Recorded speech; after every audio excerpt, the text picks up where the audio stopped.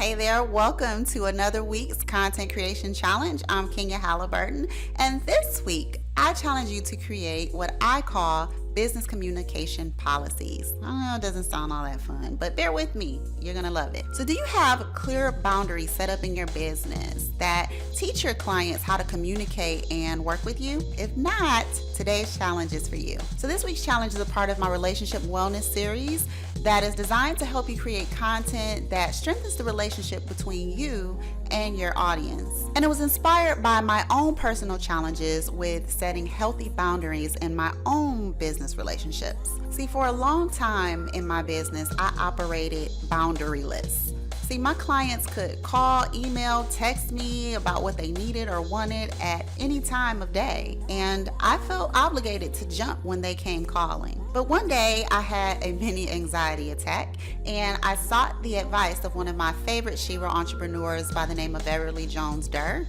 Clarity Ninja. If you don't know her, you've got to.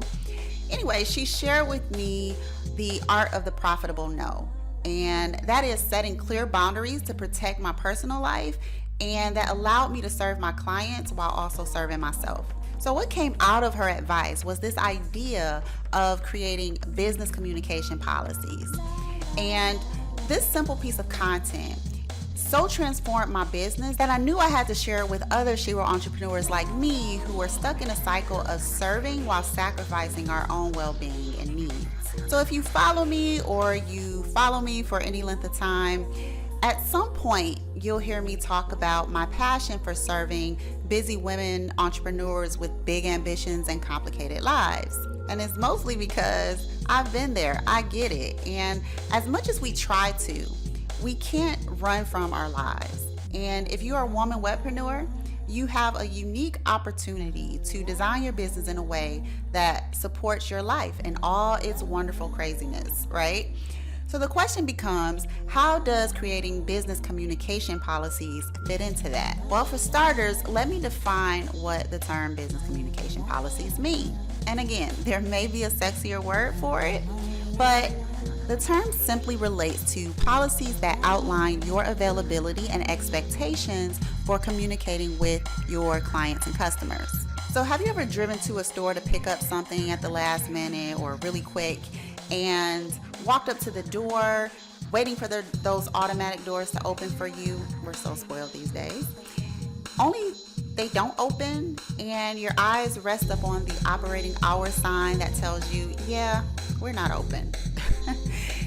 If you're there too early, you might sit in your car and wait for the store to open. But what if you're there on the wrong day altogether?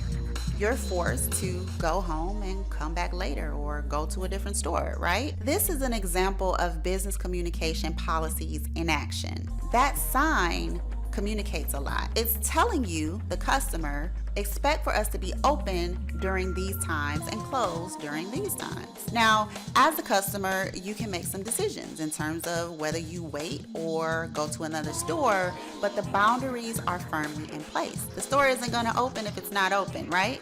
So how can you create this for your business? The first thing you need to do is go through your calendar and identify your non-negotiables. These are the days and times that you're not open to the public. And so for me, I have 3 school-age crazy busy boys, and so taking calls, answering emails, or doing client work between the hours of 2:30 and 7:30 is a no-go. It took some time, but I finally figured out that I'm a single mom and I have to embrace that.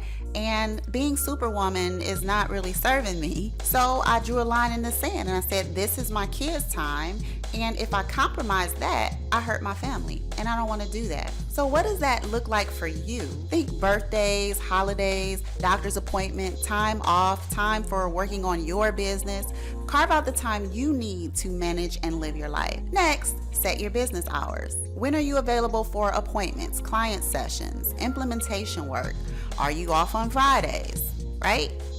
Next, craft a clear statement that communicates to your clients and prospects how they can communicate with you.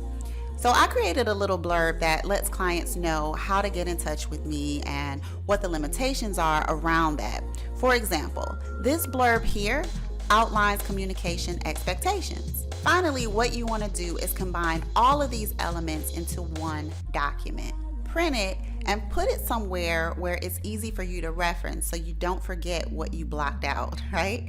So here's a quick practical tip for using your business communication policies beyond having them in a binder or on your desk somewhere. Set up a web page and provide a link to your site so that your clients can access it. You can also add this as part of your intake process. You can add it to your email sequence for new clients so they can plan any questions or communications around your schedule. Just like that store sign forces you to plan ahead or come back later, your business communication policies help your customer organize their communication around your boundaries. And it promotes a mutual respect and healthy business relationship in the long run. Here's another important note. Don't wait to do this. If you are already drowning and overwhelmed because you failed to set healthy boundaries and expectations up front, now is the time to do this. I had to do the same thing. Sure, I was a bit nervous, but I was drowning, and so I had no other choice. So what I did was I created an email and attached my new policies, and you know what? My clients understood. It wasn't a big catastrophic event. I mean, sure, there were a few weird responses here and there, but overall, it was the best thing I could have done for myself and my business. Having these policies in place will give you and your clients peace of mind and allow you to live your life and serve your clients better. So think twice before you decide to respond to that email on a Sunday. It could cause more trouble than it's worth. So go ahead and create your business communication policies. To get inspiration on putting together your policies, you can take a look at mine at bit.ly/biz-policy. And as always, if you need support and masterminding on this, feel free to join me on my Shero Squad community on Facebook at joinmyactionmind.com. Of course, I always love to meet you and support you and learn how these challenges are working out for you. Plus, you get to stay up to date on the latest content creation challenges designed to help you create content to market and manage your business better. I'll see you next week.